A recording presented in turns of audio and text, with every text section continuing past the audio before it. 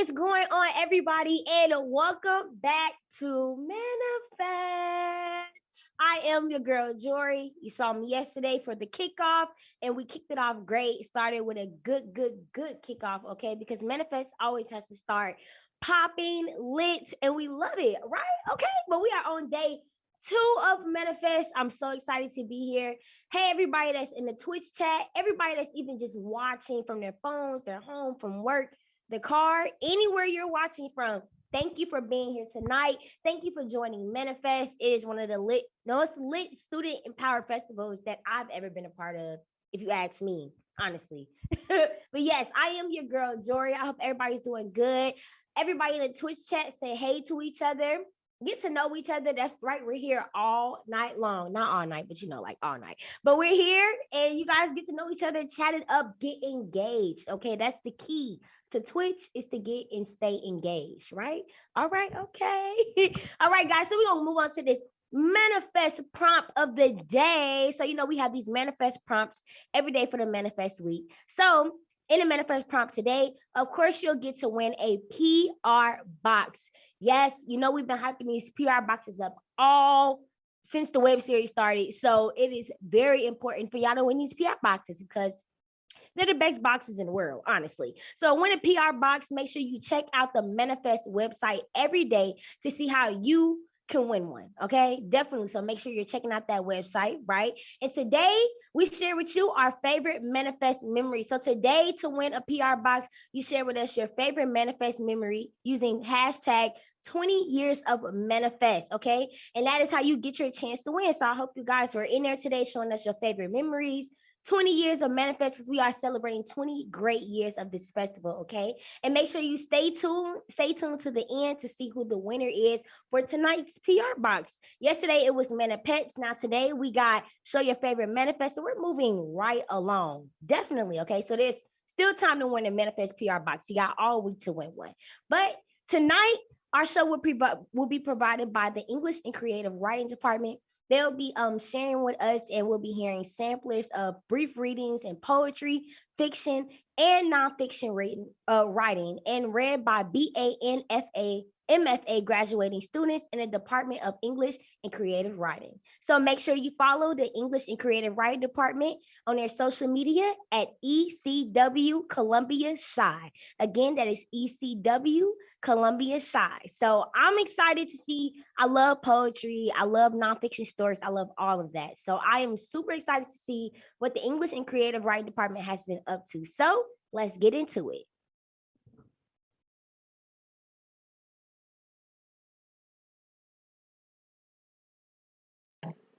I'm Connor Hagan. I'm graduating with my bachelor's degree in creative writing with a concentration in fiction, and this is an excerpt from my novel, The Siren Song. Jay didn't know where they were going at first, just that they had to get away from their aunt's house, and away from where the memories lived. Aaron used to be good to them, they thought bitterly, except he never was, because a 21-year-old should never have been dating a 17-year-old. Jay had been drawn in by their mystique, the eyes so light they seemed like clear water, a bathe that Jay could launch himself into.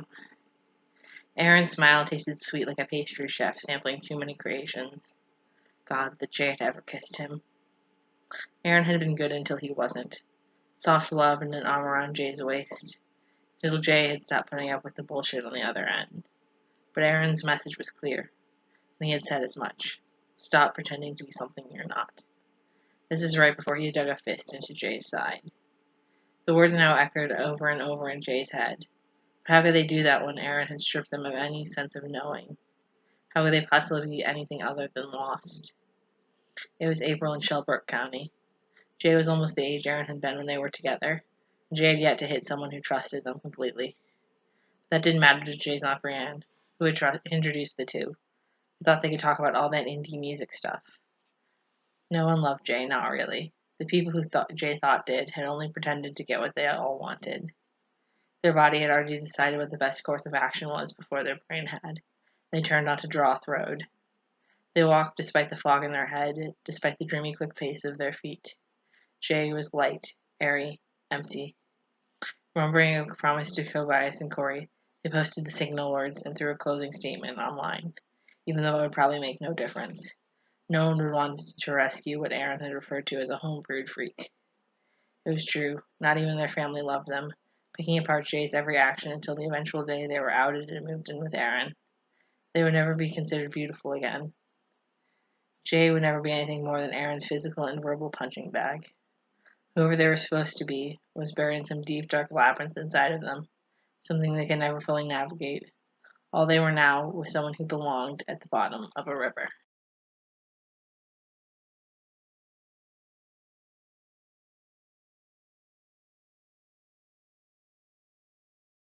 Hi, my name is Delia Rainey. I am getting an MFA in creative writing, and I'm going to be reading an excerpt from a nonfiction essay called The Flower Woman, which is featured in my nonfiction thesis called Remembering is My Only Task. In unpacking my library, Walter Benjamin said, "Every passion borders on the chaotic, but the collector's passion borders on the chaos of memories." Who collects my memories when I'm dead? They don't just drag out of me all at once, like excrement or the last breath, to be folded and gathered away. I think it's my responsibility to leave them behind in a coherent trail. It's my responsibility to communicate. Is it someone's responsibility to ask? And what if the trail of memories gets too scattered, unreadable? Even in the writing about my life and the lives of my loved ones, there is no fixing the inevitability of blurriness, the coming and goings of exterior and interior parts of us. When my dad was in the hospital, I couldn't cry there. I didn't want to be dramatic. Instead, I slept on the waiting room chairs since I hadn't slept the night before. And this external image of a girl sleeping folded into herself in a hospital equates a similar emotion in me as a crying girl's image. Sometimes I imagine myself crying in front of people I love, like practice, because it is so difficult for me to do so. I taught myself to never cry in front of them, to never make them more sad. But maybe my tears would make them feel good. Solidarity of the interior world.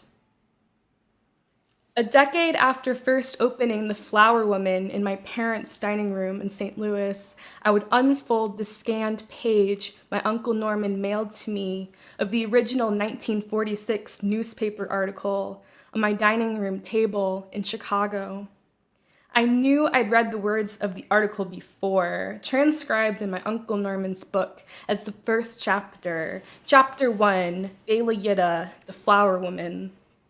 But in the vintage newspaper format, fitted into skinny journalistic columns, the words read differently. Rhythmically, the article is broken up with line breaks, organized in long bars of words. The breaks happened simply because of the limits of the document. Columns filled with little black letters looked like scrolls. I read the article lyrically, like a poem. Thank you.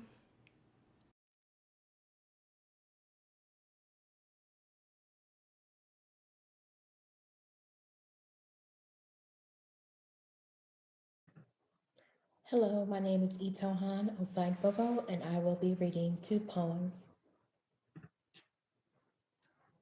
Daybreak writes an aubade for the convict. Morning shine, a shrewd light. Tell his cousins it's visit time. Gather ash from the dirt of the abandoned basketball court. Make sackcloth of outdated jerseys. Trade whales for commentary. Let his hood speak of the inhumanity of cages, of muted flesh, of the penitentiary. The sun today wants to sing. The sun wants to sing of the free boy swinging from a sheet in his cell by himself. Note his release. For Black women from their daughters. For Black women who wait for the air's light kindness. For fields we are unheavied. For exhales of ease the color purple. For Black women dancing with mountain toe secrets in fiery fields and Sunday pews. For Black women dreaming of kings in Statesville, sharing sorrows thick as banana pudding and that girl who loves him. For Black women moving out of state to escape the corner, where discoloration carries the memory of blood-covered sobs from pavement to stairs. For Black women tired of watching the porch. For Black women who were girls given a woman's role, only to turn a woman and still not be their own. For Black women who know no other way to be a Black woman or make one. We understand. The bitter mix will spread thin, cook up different. It will taste like butter cake. It will inform our sympathy and sameness. All us Black women who never wanted the kitchen crown, but perfect every recipe we know. Watch the flavor rush its way into the batter. We will make it better and weep with a stone face, stirring. Thank you.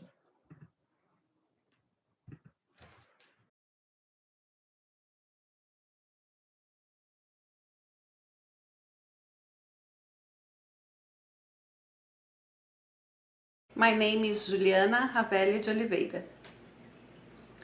We all agree that the place where Dad was born has the most beautiful starry sky we have ever seen. Sometimes Marcelo and I would jump with arms raised, trying to catch the stars that seemed to be so close to our heads. They had different colors and seemed to be in a constant, massive, ancient movement. We would all sit together in those wooden stools to cherish that beauty and count how many shooting stars we were able to see. I remember that saying, mais uma, another one, another one. At that time, Grandpa Cirilo, Grandma Belmira, and Uncle Cesario were still among us. There was no electricity on the farm. The woods about 50 feet from us were pitch dark, but I don't remember ever being afraid. Inside the house we had kerosene lamps, but we didn't need them outside. We had the stars. Like me, Marcel is crazy about space, the universe, astronauts, and spaceships. I wonder if he was affected by the sky of Minas Gerais. That time seemed so magical that every once in a while I ask Mom about it to make sure it was real and not a dream. Sometimes I wish we could go back in time to watch those stars again together with my wild child spirit. I don't know where that child went. As an adult, every time I looked at the crux, I felt love because it reminded me of you all and those moments of simple happiness. I make an effort to remember the difficulties we had to overcome together. I know that back then they seemed huge, but they are so small right now, like the stars that are actually huge, but they seem tiny because they are so far away. I wonder if today's hardship will become tiny in the future too. Probably, right? It is raining in Chicago now. I wish that the sky would be clear tonight so I could look for the crux. I'm not sure who taught me that, but mom or dad told me that if I got lost someday, I only needed to look for the crux and see that the longest line formed from Rubídia to the Estrela de Magalhães points south. But then I remember I'm not in the south anymore. I'm in the north. Here beyond the equator, I cannot see your constellation. I read that in 12,000 years, people in North America will be able to see the crux. But by then, I will not be here. Neither will you.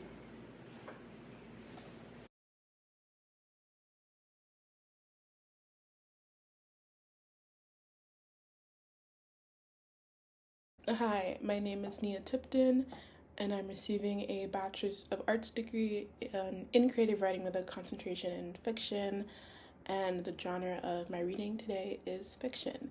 And the title of my piece is For the Damned, and it's just an excerpt from the first chapter.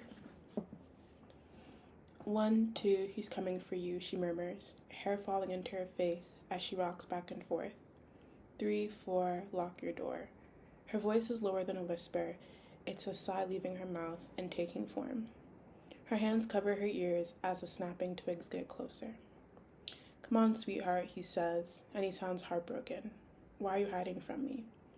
She needs to run. She has the keys in her pocket, and she needs to run away. She needs to run to the car, hop in, and drive to the nearest police station. She needs to let them know that she's alive. She wonders if they're even looking anymore. She's been gone for so long. Too long, probably.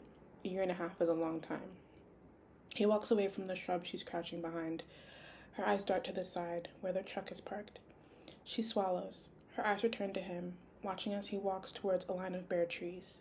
He's tall, not too old. She'd probably find him attractive if he wasn't a monster. He starts to whistle, and the sound brings back memories she doesn't want to relive. Her eyes shut, her hands go to cover her ears, and she starts singing the song again. 5, 6, grab a crucifix. Make it stop, she thinks, as the whistling gets louder, louder, louder. Make it all stop. She's running a few seconds later. He hears her, but he's too far away to catch her in time. She gets to the truck quickly, even with a hurt and bleeding foot, and then she's starting the engine and locking the doors. He reaches her just as she throws it into drive. Cole, he yells, and she can't help but look at him. She doesn't even see him as human. He's wild eyes and sharp teeth and curved claws. A monster to the bone. He's pounding on the window and screaming. Spit is leaving his mouth, and she can't help but sit and stare at him. Eyes wide, mouth agape. You can run, but you can't hide from me, Cole, he screams, banging on the window so hard that she's afraid the glass might break. She can't move, though.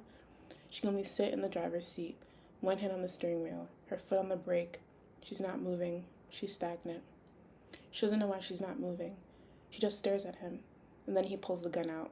Her foot slams on the gas pedal as a shot rings through the air.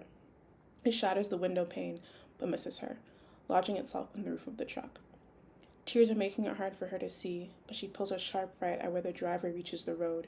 Her eyes settle on the mailbox for 2 seconds, and she only sees 2 numbers, 1 and 7, before she's passed by it. Her foot pushes down on the pedal more as she registers the sound of a starting car behind her. Come on, she cries, tears spilling down her face, hands hitting the steering wheel as if that will allow the truck to move faster. She didn't know how to move before when she was staring at him, but all she wants now is to move faster. The truck's speedometer says she's going 70 miles an hour. It still isn't fast enough. The dial inches up to 75, then 80. Still not fast enough. She merges onto a state road with a clenched jaw, cringing when the tires squeal and the car tilts in protest of her speed. The highway has a few more cars on it, and she debates trying to contact one of them. She doesn't know how she'd do it, though, and she doesn't have any spare time to ponder it. Thank you.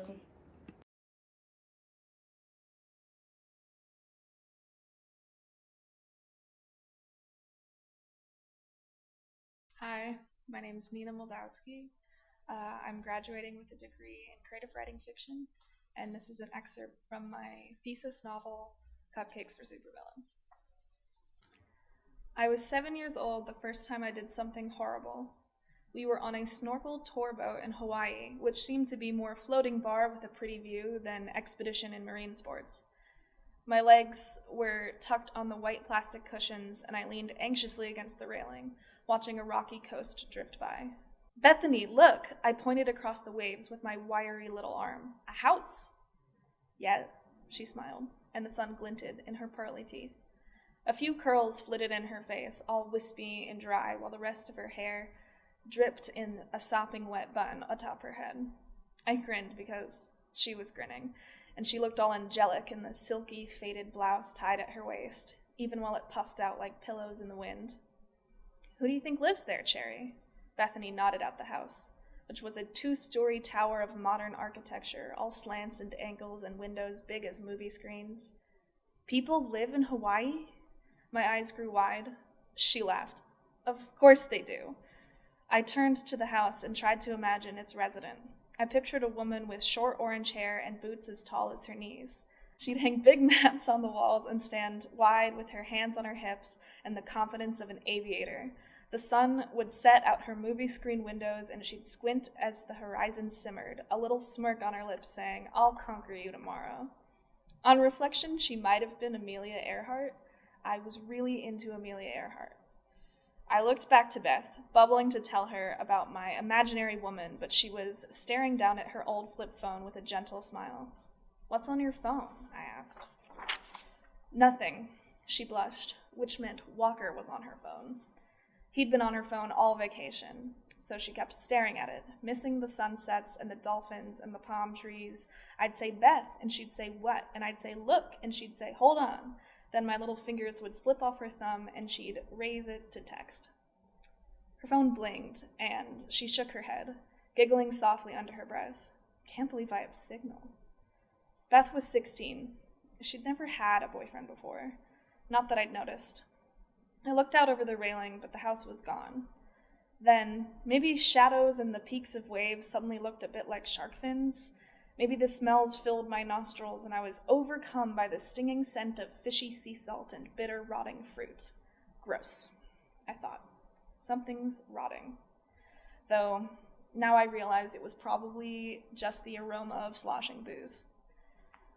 I dove into her, and what was meant as a hug had the force of a tackle. She flew back against the cushions, and I expected her to laugh, but instead she yelled, "Cherry!" and scrambled out from under me. When I saw her hands, bare and free, desperately pat the seats and grip the railing, mine began to tremble.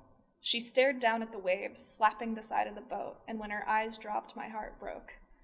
Her phone was gone, and it was my fault. It wasn't long before Mom and Dad jogged into the mix. I remember the look they gave, that flicker of horror that I might have purposefully sent Beth's phone overboard. To be honest, I don't know if it was on purpose. The moment it happened is fuzzy. Everyone argued, and I stared as the floor wobbled like the waves beneath it, and I wished I could slip under the surface and let the water clog up my ears, sink softly to the sand floor, and comb for shells with my fingers. All the voices yelling became faint and muffled, warbles of sound. I thought, it's the orcas, telling each other lies. But I couldn't sink away from the shame. It haunted me for the rest of the boat ride, the vacation, the year, my life. Sometimes it would bubble up out of nowhere, popping around the corners like a cheesy jump scare. I'd be 12, playing my first tennis match, and I'd squint past the sun, see Bethany cheering in the stands, suddenly, bam, 5 years of guilt, and I'd miss the serve. But sending my sister's phone overboard a booze cruise is a molehill compared to the mountain I've been climbing now.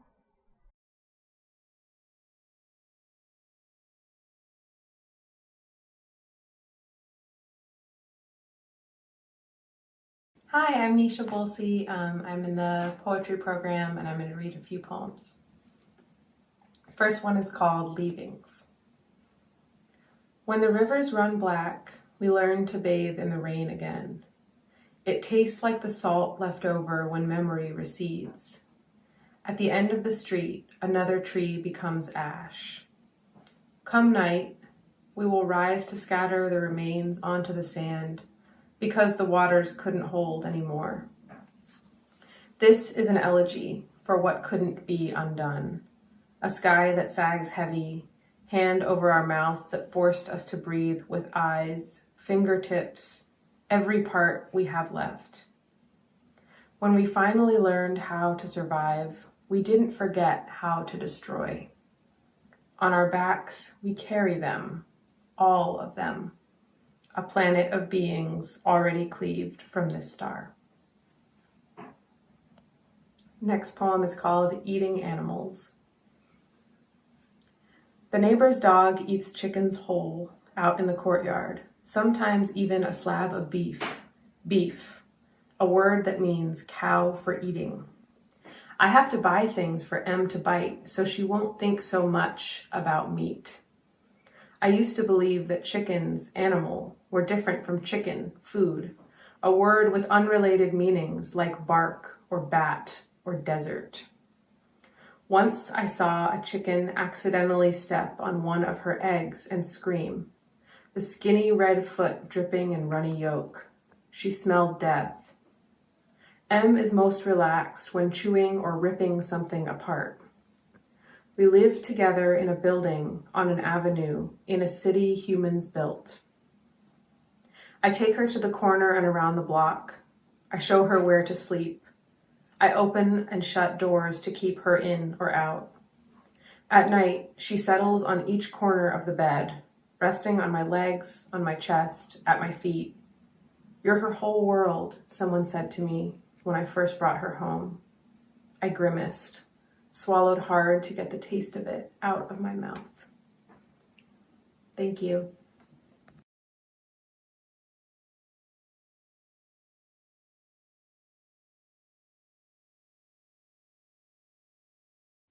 Hello, I'm Samantha Milligan, and this is called Don't Cry Over Spilled Milk. He drifted through his apartment, lazily tossing blankets over the edge of the 14-year-old couch, and straightened out the placemats on the dining table. Brad meant to leave 10 minutes ago, but he hardly ever retrieved his 2 daughters from their mother's home on time. It's in his character. At least, he figured that's what was assumed of him at this stage in his relationship with his children. It was his weekend with them, yet he had no plans for the 2 days ahead. He pictured his eldest daughter, choppy bangs hovering over her eyebrows, and perfectly sized buck teeth, peering up at him with her ever-inquisitive eyes, waiting to be told his grand plan for the weekend. They both knew that there was nothing in particular, and even if there was, she wouldn't approve. Not that it mattered much to him, as the weekends were his only days off, children or no children. The night before, his mother called him as usual. She asked her typical stream of questions about his week, what he was eating, when he was planning on visiting next. The question he dreaded the most was about his daughters. Do you have the girls this weekend? She almost always emphasized you, knowingly implying that she hated he had shared custody, and that his ex-wife couldn't prove to be strict enough with them. Yeah, I'm picking them up around noon tomorrow. That was their routine. Picking the 2 of them up, watching them extend their goodbyes with their mother and grandmother. He pretended not to notice, even though he was often late, giving them presumably enough time to share their goodbyes. He'd give the 2 women a flat smile and opened the car door to the back seat, picking up his 2 young daughters to place them in their respective car seats. Brad would glance in the rearview mirror at his youngest, who rarely smiled at him. Her blonde curls grew frizzier with the windows down, which he knew bothered her. She never met his gaze in the car, only staring out the window. He assumed she had memorized every building. He would stop at the Speedway, about a half-mile from his apartment, and hand them cash for a Slurpee from the convenience shop. They had to share, so they both got one flavor of their choice. This particular weekend, he found himself at a loss without any sports games that interested him. He usually counted on there being at least one to fixate on while his daughters attempted to occupy themselves with what little he had to offer them. So, on nights like these, Brad would catch himself searching for a clock so he could keep track of how soon he could force them to get ready for bed. He absent-mindedly stirred the spaghetti, knowing full well that was why he always overcooked it. But spaghetti with garlic bread was one of their favorite meals that he made, and his guilt crept in a little stronger this time. After second servings had passed, he grabbed the plate smeared in dried sauce and scatterings of Italian seasoning and headed for the outdated alleyway kitchen. He passed his hands through the kitchen faucet, of which the water pressure was too weak until it nearly turned his hands pink. When he picked up the third plate to scrub, he could just make out frantic whisperings from his daughters in the living room. His youngest tiptoed her way next to him and tugged on his Jeff Gordon t-shirt. Daddy. He set the plate on the drying rack to the right of the sink and looked down at her. He swore she became a younger reflection of his ex-wife. Yes. Sister spilled some milk on the ground. She asked me to get you. Before he realized it, Brad grabbed the roll of the marked-down paper towels and stormed into the living room. His eldest daughter was kneeling, attempting to dab up the milk from the freshly installed carpet. Having heeded these warnings before Brad unlocked the apartment door, he couldn't stop himself from palming her right shoulder and pushing her to his left.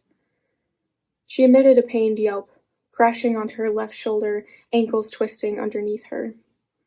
His youngest, who had been observing from the kitchen doorway, bolted from her spot to her big sister's aid. Brad felt their stare. The action of shoving his eldest daughter aside was out of character for them. He pressed his palm harshly into the carpet, feeling more of the milk against his skin than on the paper towel. Quiet whimpers came from the other side of the room, but his chest was still expanding rapidly. He felt out of control. It was only milk, practically the same color as the new carpet, and yet he couldn't contain himself. Brad slowly tore his gaze from the imprint of his palm on the dampened paper towel toward his frightened daughters. They were as close to the wall as they could be, hands tightly interwoven as if they were inseparable. They tried to blink away their tears, but he knelt only a few feet away from them, watching as their cries kept resisting the edge of their water lines until sliding down their already dampened cheeks. He rose from his feet, but quickly steadied himself after exerting so much energy into cleaning the milk. Brad never broke eye contact as they flinched when he made a firm step forward, pressing the heel of his foot atop a fresh piece of paper towel. He memorized their wrinkled, tightened eyes, pulled eyebrows, and quivering lips. As if he were blinking into the past, he saw their mother, same expression, back pressed against the wall, arms crossed and bracing for impact. He stepped back. So, this is the type of father I've become. The man who is consumed by his anger and frightens his unwanted children. Thank you.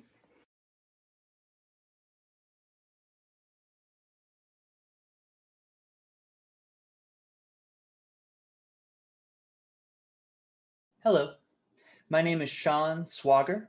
I'm graduating from the Poetry MFA program, and I will be reading from my thesis titled Hollow Point. Making the most of a global quarantine. Sleep in, wake up, go back to sleep. Learn to make coffee via French press. Conduct all business from bed. PJs optional. Watch a 17-year-old make a website that tracks corona cases as you fail to write anything for weeks. Catch up on shows. Clothing optional. Let beard grow. Call it quarantine beard, despite having more time than ever to properly trim it. Listen to every Green Day album in chronologic, alphabetic, backward order. Write down favorite lyrics. More coffee. Weigh pros and cons of walking to grocery store. Weigh yourself. Proceed to grocery store. Select favorite wine or beer. Accidentally forget important item. Forget to take bipolar meds. Days bleed together. Exhaust music, shows, games, sleep. The shining city on a hill is a burial mound in Ohio. A serpent mound of bodies tread on by white destiny. A meteor crater Medicine manifested in a white streak of sky, a serpent in the sky, shining in the sky. Tread on by white beard, white robes, white gods, white time.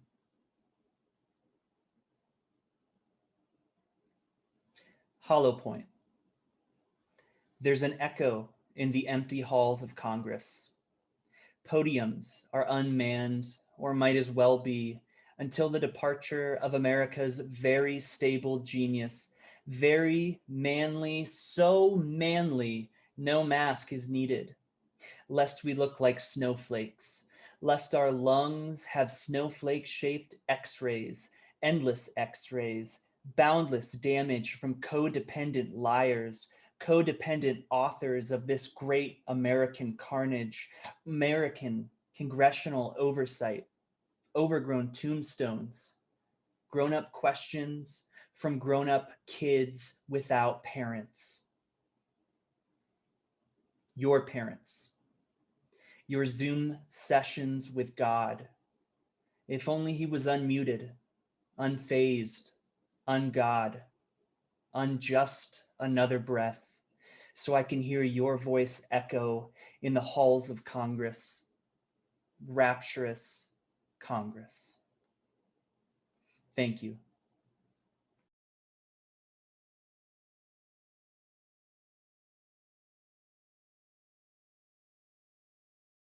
Hi, I'm Tori Barney. I'm a senior, and this is an excerpt from my short story, The Last Shift.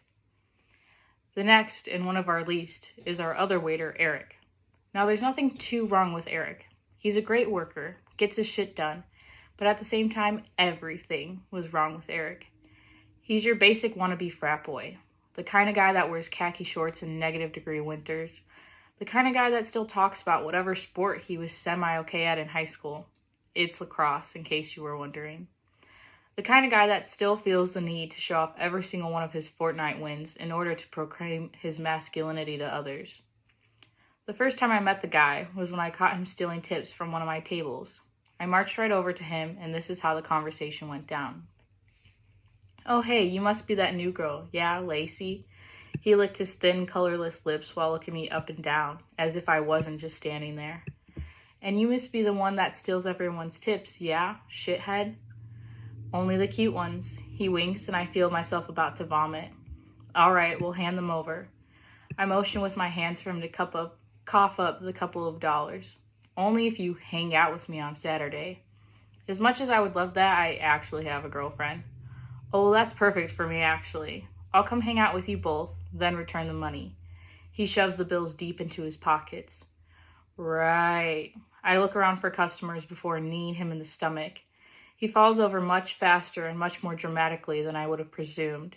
I bend down next to him and retrieve not only my dollars, but probably some of his as well. That's basically how it went, and not much has changed. Most of our current conversations still include him trying to hang out, or him begging me to bring my girlfriend to work sometime. He also tries to steal my tips, so after each table leaves, I have to run back before the little shit beats me to it.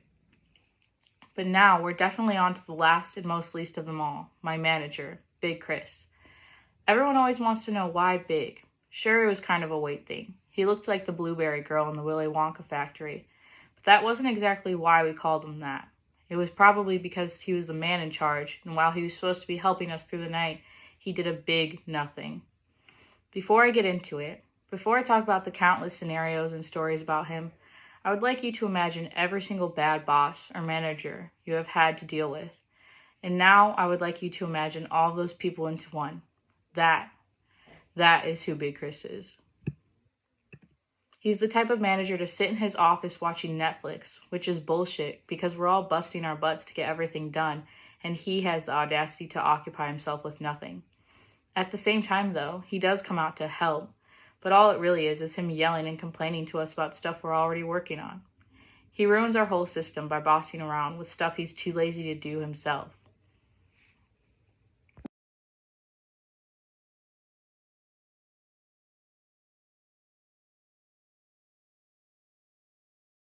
My name is Zoe Hanlon.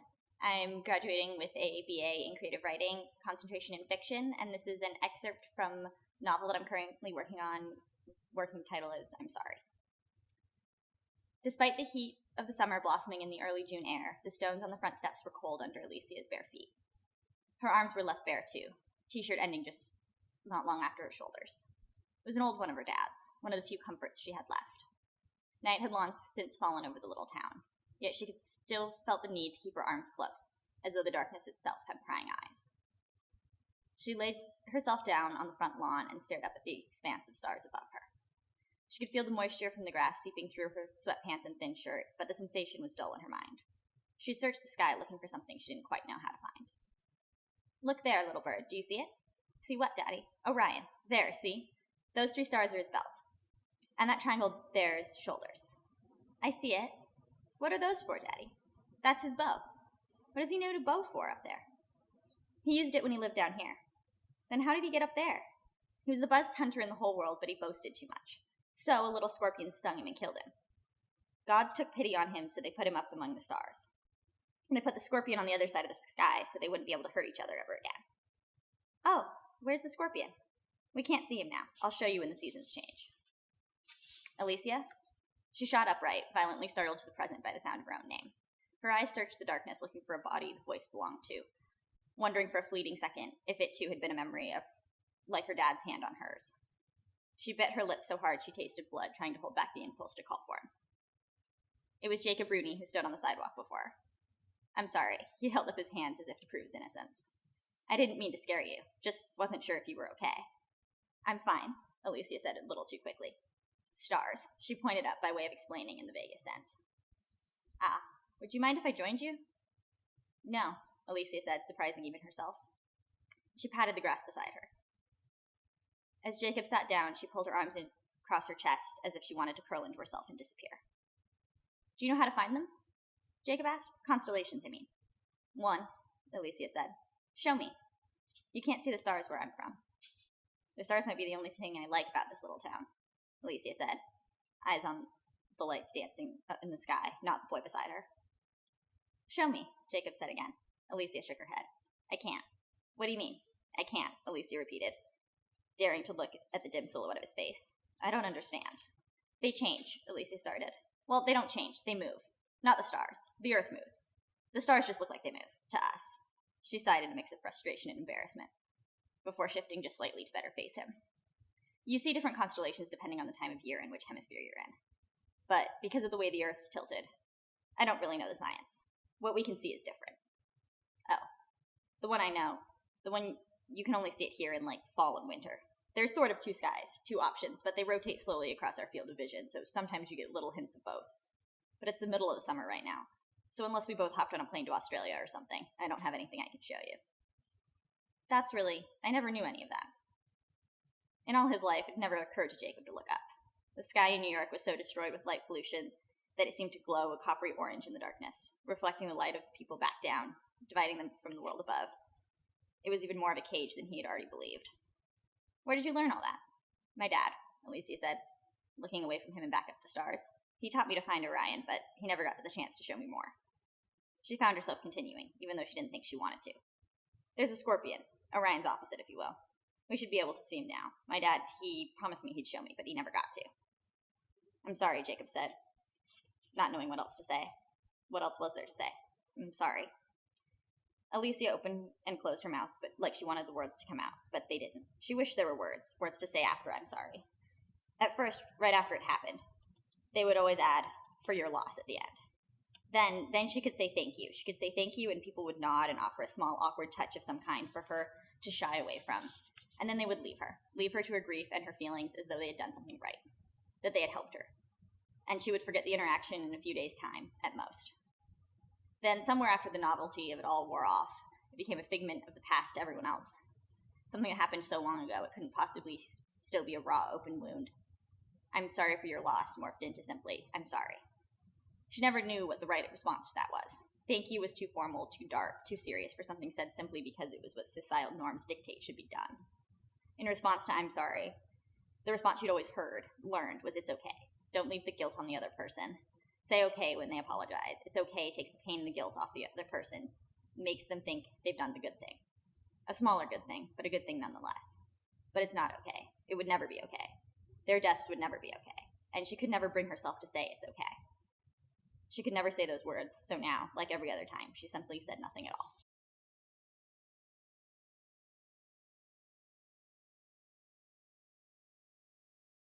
Thank you so much to the English Creative Writing Department. Thank you to all the BA and MFA graduate students that put together their pieces, their poems, their stories. Everything was honestly phenomenal. Like I was feeling a poem. I felt like the stories were like in real life, like they were sitting right next to me and telling me the stories. Like that was absolutely amazing. Do not forget to check out their social media at ECW Colum Shy, so that way you can see the rest of their work and what else they've been working on with their graduating students. Absolutely amazing. Thank you so much, English Creative Writing Department. Now, guys, we're going to get into this Manifest PR Box winner. Like we said, the Manifest PR Box winner today, one based off showing their favorite Manifest memory using hashtag 20 years of Manifest. So our PR Box winner of the day is Haley Nelson. H. Nell Corio. Way. What's up, Haley? Make sure that you're in the Twitch chat telling everybody what's up. You're the winner for the night. Hey, those PR boxes are dope. So I hope you love it as much as I love it. And everybody else that's gotten a PR box love it. The gear is insane. You're going to love it. And thank you for entering today and showing us your favorite Manifest memories with hashtag 20 years of Manifest. Do not forget to keep using those social media hashtags, okay? 20 years of Manifest, hashtag CCC Manifest, and hashtag show your work to show us how you manifest. All right. Thank you all so much for being here tonight. Make sure you tune in tomorrow for the biggest mouth winner performance from Paige and the Kaisers, 7 p.m., same time, same place. Thank you all again. Love you all. You're the best. Make sure that you are dropping on social medias in your Twitch chat, everything. Get to know each other. Again, Twitch is our platform for everybody to get to know each other while we're doing these Manifest shows and everything on this Manifest Mainstage. So make sure we keep the chats popping. I'll see y'all tomorrow. Thank you, WCRX. Thank you, our student interpreters that came out tonight. Love you all and happy Manifest.